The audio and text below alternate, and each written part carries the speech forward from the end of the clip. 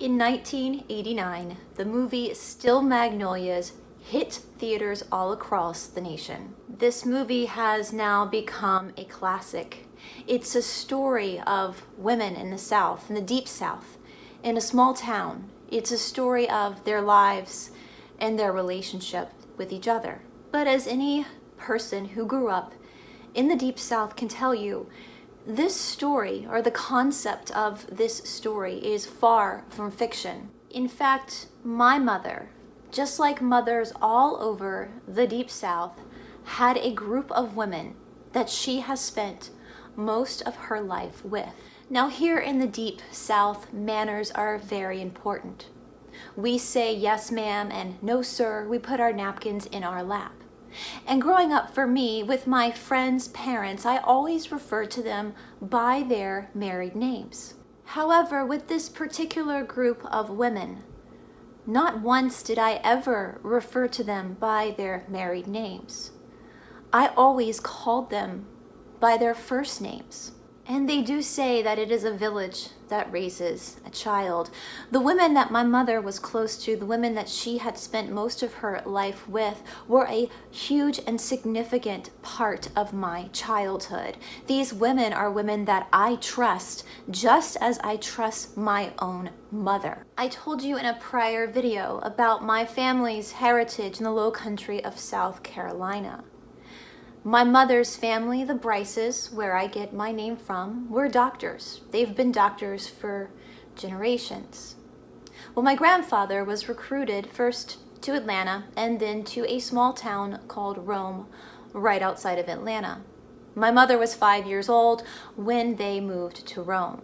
This was around the time that she met these women, who were also at that time around the age of 5 as well.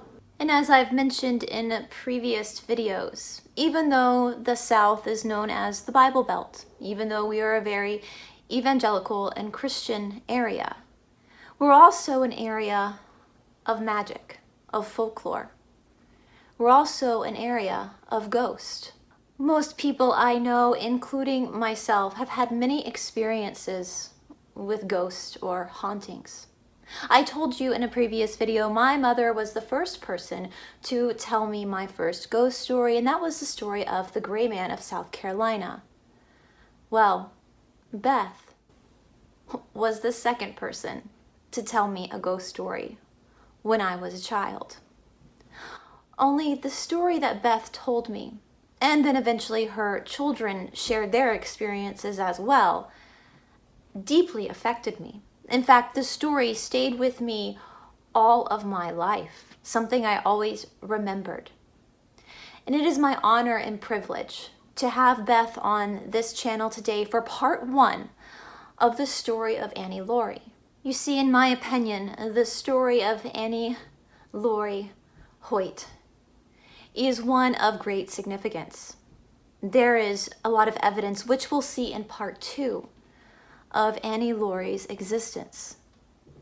Annie Laurie's story is also not just a story of a ghost, but a story of the human spirit and the resilience of an 18-year-old girl who just wanted to live her life. But before we go any further, please remember to hit that subscribe button and go ahead and give this video a like.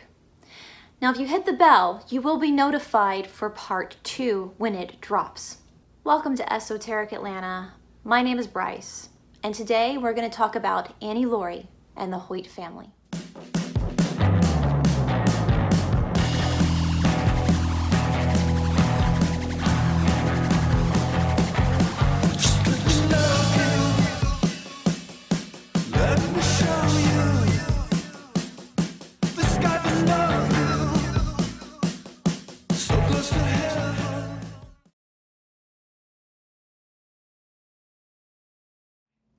So how long have you two known each other, been friends? Well, since we were 5, so 50, that's how many years? We were 55. I think that's 59. What? Oh my gosh. Lifelong friend, Beth. I knew her as Beth Hoyt. Now she's Beth Paulson. Beth, when I moved to Rome at age 5, we went to the club. I told you about the club. That was the one place that you went to swim in the swimming pool. And we were swimming, and I came, Mama, I met a good friend, and her name is Beth. And guess what? What? That we figured out about We each had other. the same birthday. Yes, we were April 21st. Yes, we won't Yes. tell the year, but I think they No. can figure it out. Don't need to tell the year. So we have been friends since then, and still love and adore each other.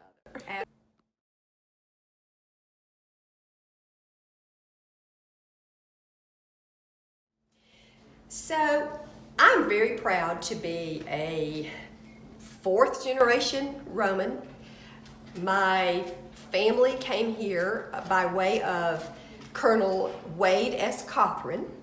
He came from Abbeville, South Carolina, back in, I believe it was 1848.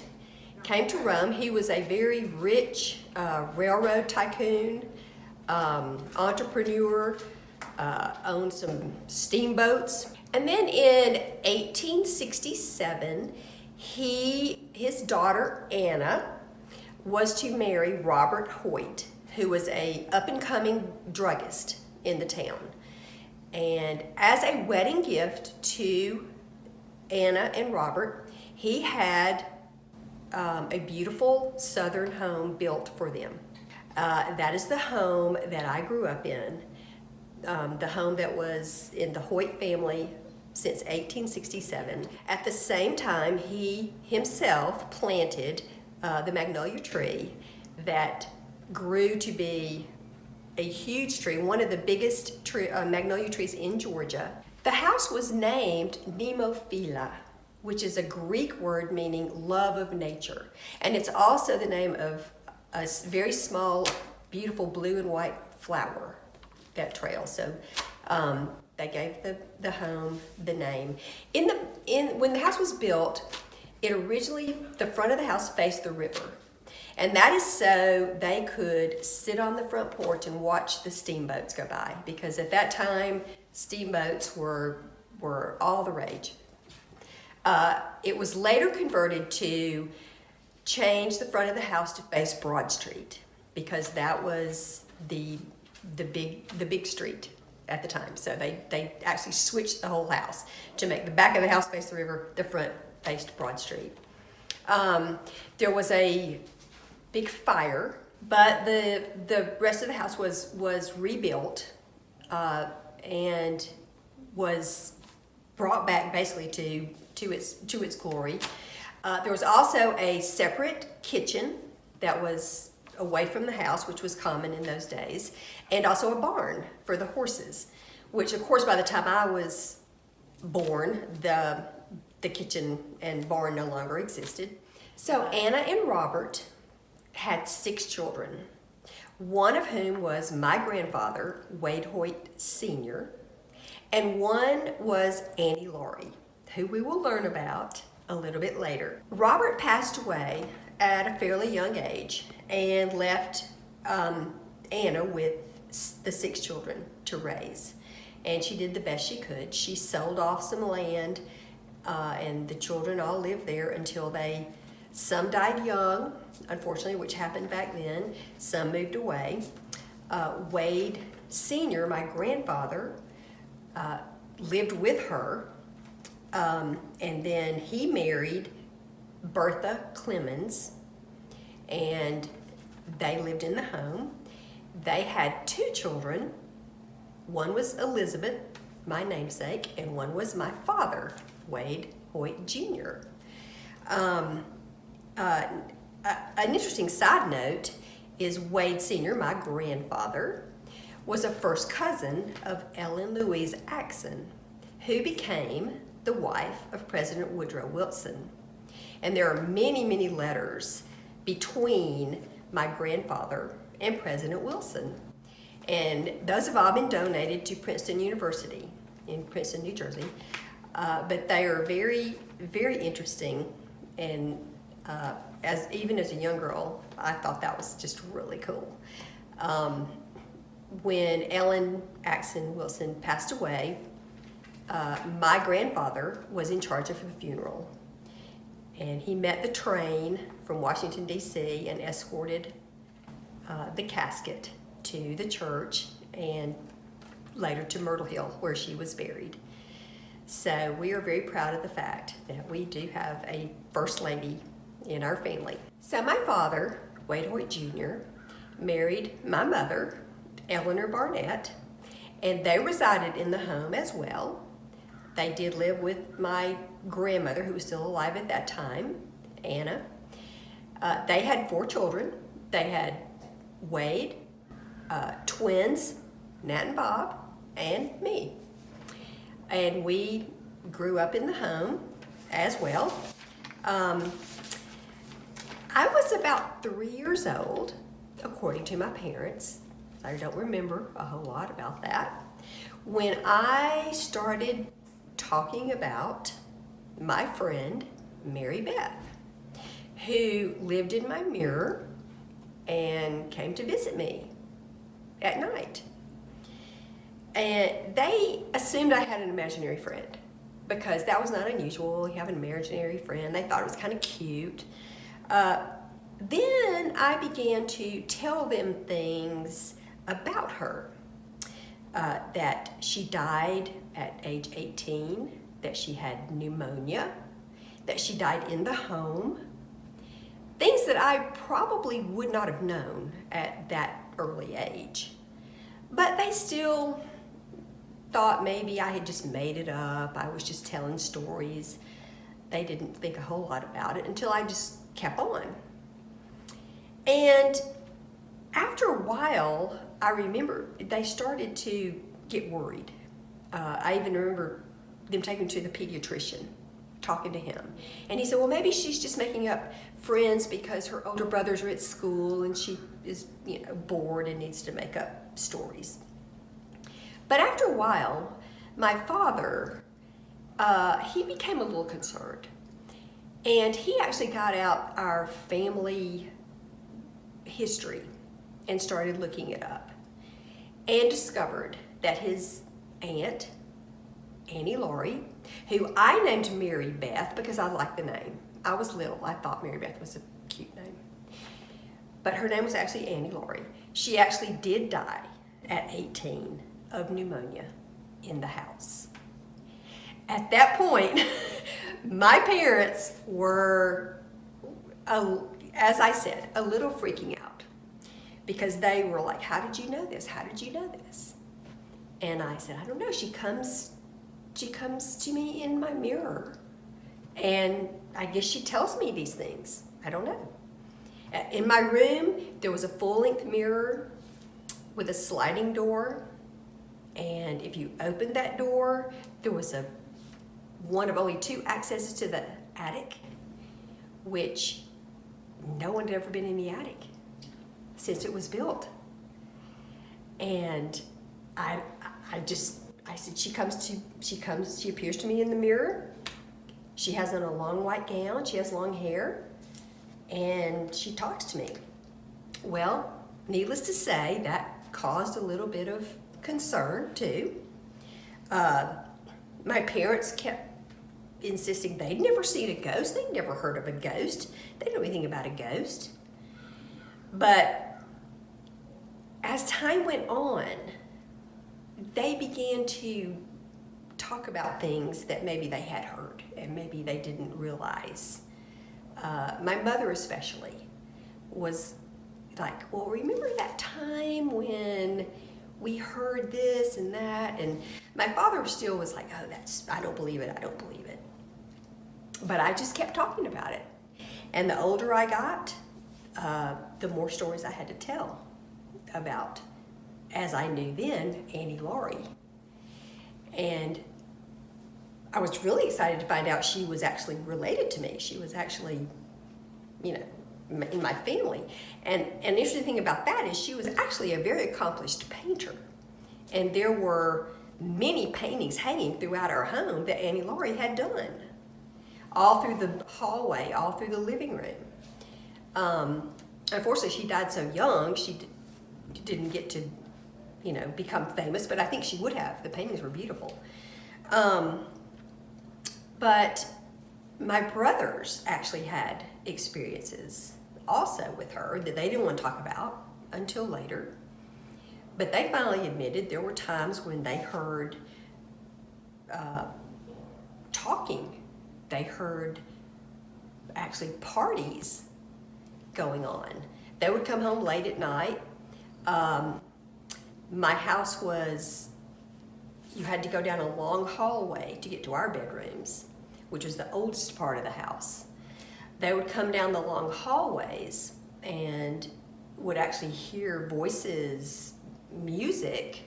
They were teenagers when they finally admitted that that was a little bit scary, a little bit creepy. And I will tell a really funny, quick story. One weekend, my brothers were at University of Tennessee, and one of my brothers, Nat, brought home a good friend. My other brother, Bob, stayed there. He had to catch up on work. But Nat brought home a friend. They were sleeping in their bedroom, twin beds. The next morning, the friend is white as a sheet.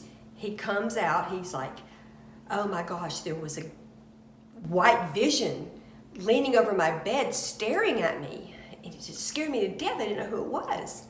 I didn't know what was happening. And me, I think I was 13 or 16. I said, that's Laurie. She knew you weren't Bob, so she's looking to see who you were. And then he was freaked out. He was like, oh my gosh.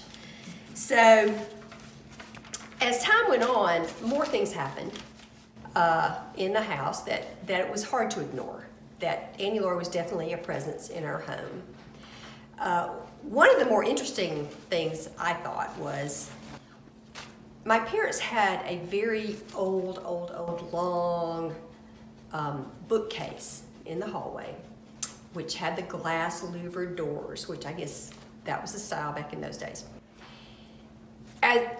As we went exploring into the books, we found a very slim novel that was given to Laurie on her 12th birthday by my great-grandmother, Anna.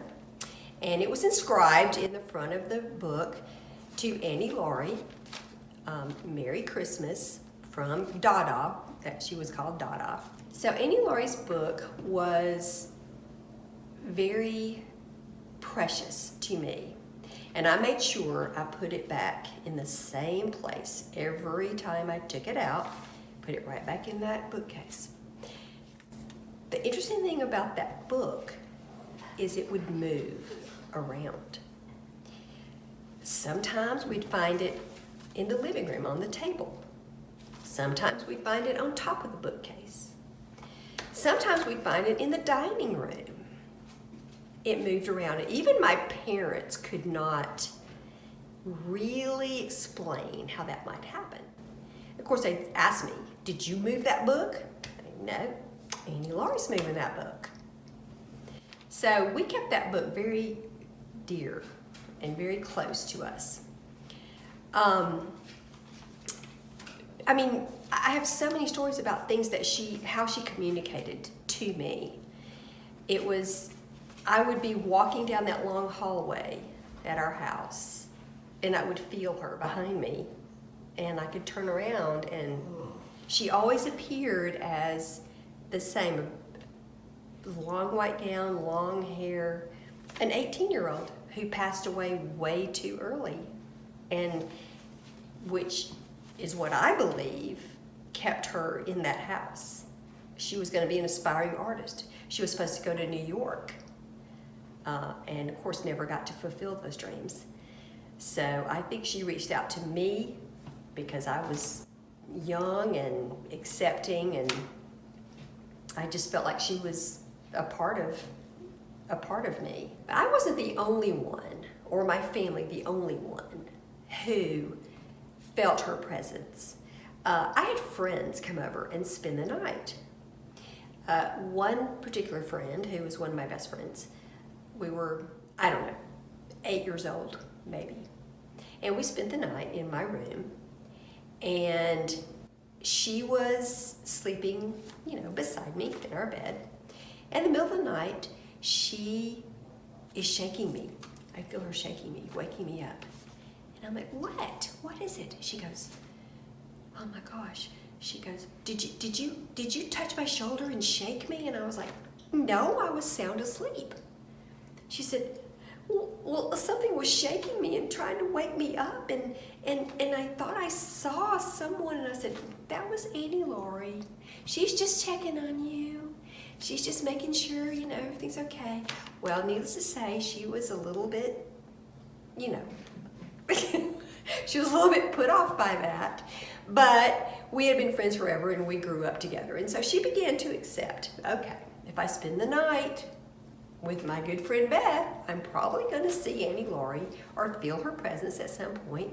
And she was fine with it. We all began to accept her as part of the family, and which she was, until, I moved away. And even after that, even after I graduated college, got married, moved away, I could still come back to my room, which my parents had kept very much the same as it was. The mirror was still there. I could still come back to that room. I could sit in front of the mirror, and I could talk to Auntie Laurie, and she was still there. She was still there. And there were many times where I had friends over, and we would, I don't want to call it a seance, that's not what it was. It was a communication, it was a reaching out. We would sit in front of the mirror and just speak to Auntie Laurie, and she would show us in many ways that she was still with us. And I've got lots of stories about that, and lots of friends who can verify that. It was a very, very cool experience. We weren't scared. We were just happy, excited that she was still there and reaching out to us and communicating to us. So I do have other people who can verify this. So I talked about others who have experienced Auntie Laurie's presence. One great example is my husband, Greg, who was very skeptical, not a big believer in paranormal, if you want to call it that, experiences. But it was very interesting. One night, this has been some years ago, he was in the very front part of the house, the oldest part of the house, big bay window, which was original to the house, and he was painting the room. We were going to have my daughter Keely's bridal shower at that house, and my mother wanted things spruced up a little bit, so Greg volunteered to paint the bay window room. So I wasn't there, I was at home. This was probably 8:30 or 9 o'clock at night. My mother was in the back part of the house, which is the newer part of the house. Greg was up in the front of the house by himself, and he's painting. It's dark, but he's painting in the bay window room. And he, as he described to me, he began to feel a little tingly feeling, began to feel a little uneasy, wasn't sure why. He was up on a ladder because the ceilings are, 15 feet high. And he's up on the ladder and just starts to feel very uneasy, and then starts to hear some rumblings. He can't quite describe what he's hearing, not exactly words, not exactly, conversations, but he's hearing things, and he just starts to get very, very uncomfortable. And he said, Beth, I'm telling you, at that minute, I got down that ladder, I grabbed that paint bucket, and I got out of there. He said, I told your mom, good night, I'm out of here, and he came straight home. And when he got home, he was pale. He told me that story, and I said, I've been telling you all this time, and you didn't want to believe it. And he said, well, I'm not going back there anymore by myself after dark. So I won't be painting any more rooms at dark. So I thought that was pretty funny. Are you really? I don't believe it. But he became a believer that night. He said, there's someone, or more than someone, in that house. So we live in what is called the Bible Belt, which I've spoken a lot about on my channel. I've also spoken about how we have a lot of ghosts here, but I get a lot of questions about people like you and myself and others who've experienced ghosts or other paranormal phenomenon. How do you live in a very Christian or evangelical environment and have these experiences? What has this done to your faith, to your beliefs? I believe that we cannot possibly understand everything about the afterlife or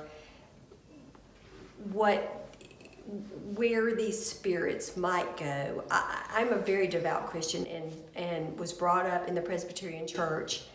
I don't have definitive answers about that other than to say I do believe there are instances in our lives where perhaps someone dear to us may be communicating, maybe reaching out, maybe, as I said about Annie Laurie earlier, an unfulfilled life, taken too young, dreams unfulfilled.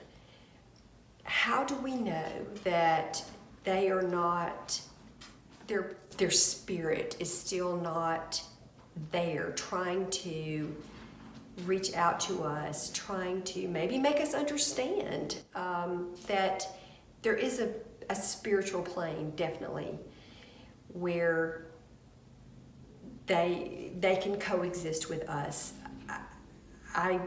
Like I said, I'm a very devout Christian, but I still can accept that maybe